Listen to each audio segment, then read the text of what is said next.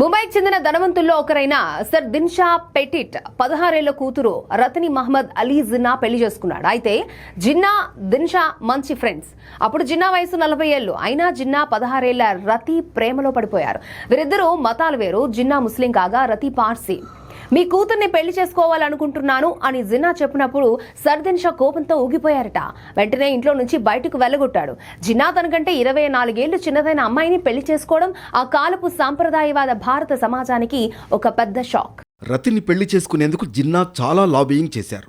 కానీ దిన్షాను ఒప్పించలేకపోయారు. తన ఇంట్లో ఉన్నంత వరకు జిన్నాను కలవొద్దని, మాట్లాడొద్దని రతికి కూడా ఆంక్షలు విధించారు సర్ దిన్షా.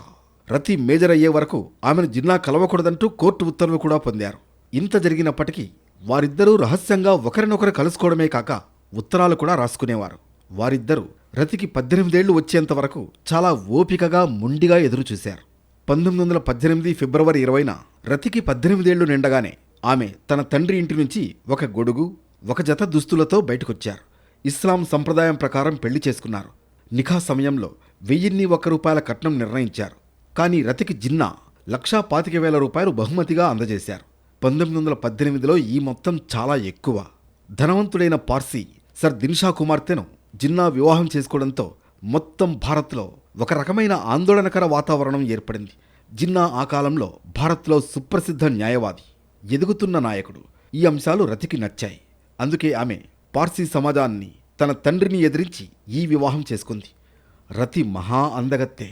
ఆమె ప్రతి హావభావం, లావణ్యం, చక్కని నవ్వు ఆమె సమక్షాన్ని మరింత ఆహ్లాదకరంగా మార్చేవి. ఎవరైనా ఆమె నుంచి కళ్ళు తిప్పుకోలేకపోయేవారు. వీరి వైవాహిక జీవితం కొన్నేళ్లు బాగానే సాగింది. వారికి కూతురు పుట్టింది. క్రమంగా జిన్నా బిజీగా మారడం, ఇద్దరి మధ్య వయస్సు తేడా కారణంగా జిన్నా రతి మధ్య దూరం పెరిగింది. వయస్సులో ఉన్న భార్య, పసిపాపైన తన కూతురికి సమయం కేటాయించే స్థితిలో ఆయన లేరు. ఇద్దరి మధ్య దూరం పెరిగింది. వీరు విడిపోవడానికి రాజకీయ కారణాలు కూడా ఉన్నాయి. 1926 నాటికి భారత రాజకీయాల్లో జిన్నా స్థానం మారింది. ఆయన మత రాజకీయాలను స్వీకరించారు.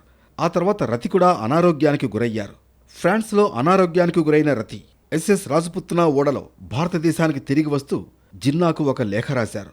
ప్రియతమా, నువ్వు నా కోసం చేసిన వాటన్నింటికీ నీకు ధన్యవాదాలు. ఏ మనిషి కూడా ప్రేమించనంతగా నేను నిన్ను ప్రేమించాను. నువ్వు నన్ను చెట్టు నుంచి తెంపిన పువ్వులా గుర్తుంచుకోవాలి, నలిగిన పువ్వులా కాదు అని లేఖలో రాశారు.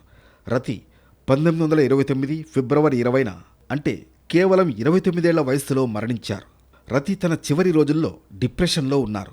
నిద్రమాత్రలు తీసుకుని రతి ఆత్మహత్య చేసుకున్నారు. ఢిల్లీలోని వెస్ట్రన్ కోర్టులో ఉన్నప్పుడు జిన్నాకు రతి అనారోగ్య వార్త గురించి తెలిసింది. ముంబై నుంచి ఆయనకు ఒక కాల్ వచ్చింది. ఆయన మామ దిన్షా ఆ కాల్ చేశారు. గత 10 ఏళ్లలో వారిద్దరూ మాట్లాడుకోవడం ఇదే మొదటిసారి. జిన్నా వెంటనే రైల్లో ముంబైకి బయలుదేరారు. రతి చనిపోయిన విషయం దారిలో ఉన్నప్పుడే ఆయనకు తెలిసింది. ముంబై స్టేషన్ నుంచి ఆయన నేరుగా ఖోజా శ్మశాన వాటికకు వెళ్లారు. రతి మృతదేహాన్ని ఖననం చేసిన తర్వాత ఆమె సమాధిపై మట్టి చల్లమని అడిగినప్పుడు జిన్నా బిగ్గరగా ఏడ్చాడు. జిన్నాని ఎవరైనా అలా చూడడం అదే మొదటిసారి, చివరిసారి కూడా అని మిస్టర్ అండ్ మిసెస్ జిన్నా పుస్తక రచయిత షీలారెడ్డి చెప్పారు. జిన్నా, రతి ఏకైక సంతానం దీనా వాడియా. వారి మనవడే బాంబే డయింగ్ అధినేత నుస్లీ వాడియా.